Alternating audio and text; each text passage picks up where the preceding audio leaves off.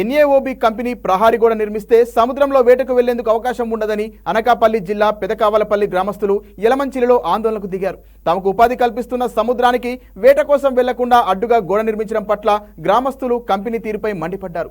అచ్యుతాపురం సెజ్కు వెళ్లే బస్సులను అడ్డుకొని నిరసన తెలిపారు. సమాచారం తెలుసుకున్న పోలీసులు నిరసనను అడ్డుకునేందుకు యత్నించారు. దీంతో గ్రామస్తులు పోలీసులకు మధ్య వాగ్వాదం చోటు చేసుకుంది.